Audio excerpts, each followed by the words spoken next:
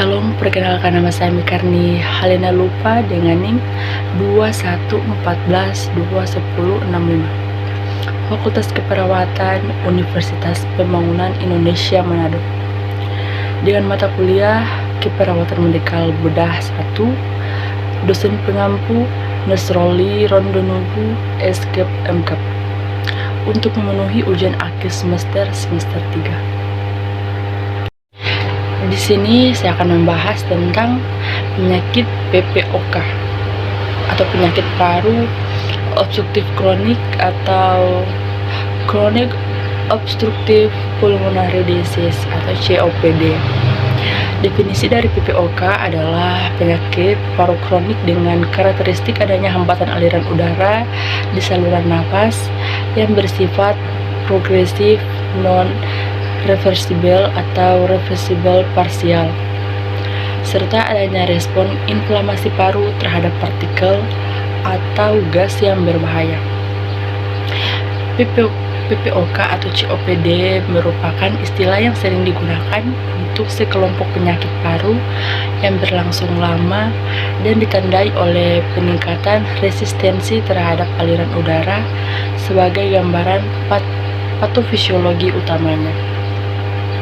PPOK juga merupakan kondisi irreversibel yang berkaitan dengan di saat aktivitas dan penurunan aliran masuk dan keluar udara pada paru-paru. PPOK merupakan obstruksi saluran pernapasan yang progresif dan irreversibel, terjadi bersamaan bronkitis kronik dan emfisema atau kedua-duanya. Klasifikasi penyakit yang termasuk dalam kelompok penyakit paru obstruktif kronik adalah sebagai berikut. Yang pertama adalah bronkitis kronis, dan yang kedua emfisema, dan yang ketiga asthma bronchiale.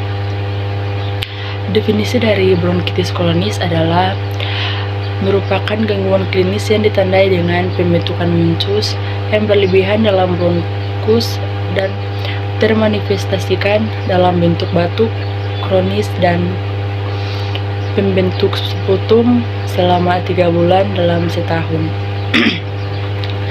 Paling sedikit 2 tahun berturut-turut.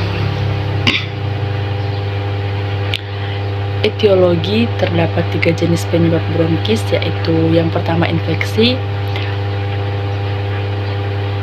Staphylococcus, Streptococcus, Pneumococcus, Haemophilus influenzae.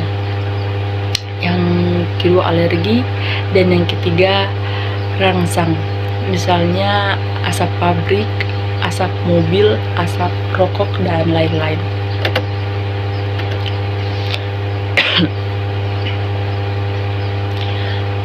Manifestasi klinik. Peningkatan yang pertama adalah peningkatan ukuran dan jumlah kelenjar mukus pada bronkis besar, yang mana akan meningkatkan produksi mukus. Yang kedua, mukus lebih kental. Dan yang ketiga, kerusakan fungsi kiliari sehingga menurunkan mekanisme pembersihan mukus. Oleh karena itu, mukokolirari defensi dari paru mengalami kerusakan dan peningkatan kecenderungan untuk terserang infeksi. Ketika infeksi timbul, kelenjar mukus akan menjadi hipertrofi dan hiperlensia, sehingga produksi mukus akan meningkat. Dinding bronkial meradang dan menebal, atau seringkali sampai 2 kali ketebalan normal, dan mengganggu aliran udara. Mukus kental ini bersama-sama dengan produksi mukus yang kebanyakan menghambat beberapa aliran udara kecil dan mempersempit saluran udara besar. Bronkitis kronis mula-mula mempengaruhinya hanya pada bronkus besar, tetapi biasanya seluruh saluran napas akan terkena. Dan yang kedua adalah emfisema. Definisi dari emfisema adalah merupakan anatomis parenkim paru yang ditandai pelebaran dinding alveolus, ductus alveolaris, dan destruksi dinding alveolar. Etiologi dari emfisema.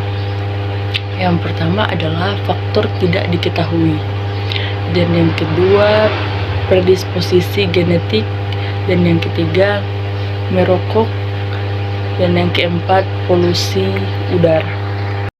Berikut adalah manifestasi klinis.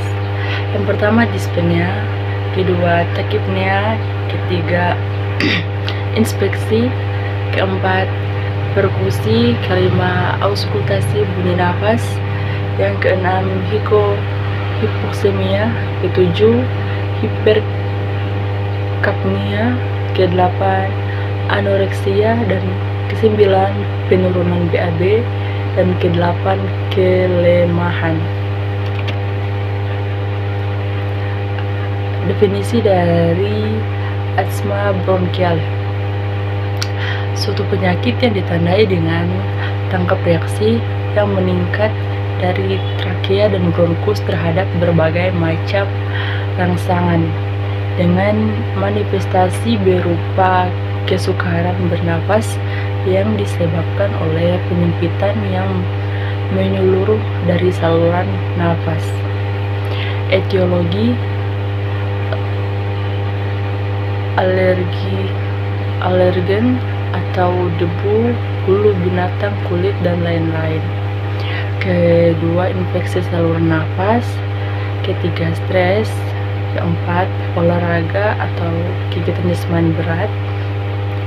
Kelima, obat-obatan. Keenam, polusi udara. Ketujuh, lingkungan kerja. Delapan, lain-lain atau iklim bahan pengawet. Selanjutnya ada manifestasi klinis. Manifestasi klinis yang pertama ada dyspnea. Kedua, permulaan serangan terhadap sensasi kontraksi dada atau dada terasa berat. Ketiga, retching. Keempat, batuk non produktif. Kelima, takikardi. Keenam, tachypnea. Etiologi. Secara keseluruhan penyebab terjadi PPOK tergantung dari jumlah partikel gas yang dihirup oleh seorang individu selama hidupnya. Partikel gas ini termasuk yang pertama ada asap rokok. Asap rokok ini terbagi menjadi dua, perokok aktif dan perokok pasif. Dan yang kedua ada polusi udara. Polusi udara ini terbagi menjadi dua, yaitu polusi di dalam ruangan, asap rokok, dan asap kompor. Dan yang polusi dan berikut ada polusi di luar ruangan atau gas buang kendaraan bermotor atau juga debu jalanan. Dan yang ketiga ada polusi di tempat kerja seperti bahan kimia, zat iritasi, dan juga gas beracun. Dan polusi di tempat kerja ini terbagi menjadi satu saja, yaitu infeksi saluran nafas bawah berulang. Dan yang berikut ada patofisiologi. Seluruh nafas dan paru berfungsi untuk proses respirasi, yaitu pengambilan oksigen untuk keperluan metabolisme dan pengeluaran karbon dioksida dan air sebagai hasil metabolisme. Proses ini terdiri dari 3 tahap, yaitu ventilasi, difusi, dan perfusi.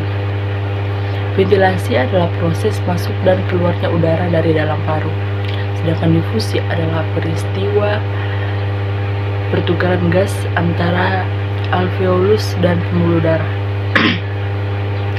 Sedangkan perfusi adalah distribusi darah yang sudah teroksigenasi. Faktor risiko utama dari PPOK adalah merokok. Komponen-komponen asap rokok merangsang perubahan pada sel-sel penghasil mukus bronkus. Selain itu, silia yang melapisi bronkus mengalami kelumpuhan atau disfungsional, serta metaplastik. Perubahan-perubahan pada sel-sel penghasil mukus dan sila ini mengganggu sistem eskalator mukosiliaris dan menyebabkan penumpukan mukus kental dalam jumlah besar dan sulit dikeluarkan dari saluran nafas. Komponen-komponen asap rokok juga merangsang terjadinya peradangan kronik dan paru. Mediator-mediator peradangan secara progresif merusak struktur-struktur penunjang di paru. Akibat hilangnya elastisitas saluran udara dan pelopasnya alveolus, maka ventilasi berkurang. Halo guys, untuk teman-teman yang suka sekali munculin orang di UNPI, Universitas Pembangunan Indonesia Manado, hendak usah takut-takut, soalnya di UNPI selalu terakreditasi B dengan di Fakultas Keperawatan so S1 saya. Jadi untuk apa lagi? Join sekarang di UNPI. Selamat datang di Universitas Pembangunan Indonesia Manado yang terletak dekat dengan kawasan bisnis Bahu Mall Manado. Tempatnya di Kelurahan Bahu, lingkungan 3 Manado, sangat strategis di pusat kota Manado. Dibangun di atas lahan seluas 2,5 hektar, Universitas Pembangunan Indonesia Manado berdiri megah dengan ruangan 7 lantai, terdiri dari ruangan kelas, ruangan kantor, perpustakaan, laboratorium komputer, laboratorium keperawatan, pengadilan semu, dan laboratorium bahasa, kantin, serta rooftop di lantai atas. Universitas Pembangunan Indonesia Manado memiliki 6 fakultas dengan program studi, yaitu Fakultas Pertanian, Prodi Agribisnis, Fakultas Hukum, Prodi Hukum, Fakultas Teknik, Prodi Teknik Elektro dan Teknik Sipil, Fakultas Ilmu Sosial Ilmu Politik, Prodi Ilmu Politik, Fakultas Sastra, Prodi Sastra Inggris, Fakultas Keperawatan, Prodi Ilmu Keperawatan, dan Profesi Nurse. Didukung oleh sumber daya manusia yang berkompeten dan tersertifikasi, Universitas Pembangunan Indonesia Manado memiliki dosen dan tenaga kependidikan dengan latar belakang S2 dan S3 lulusan dalam dan luar negeri.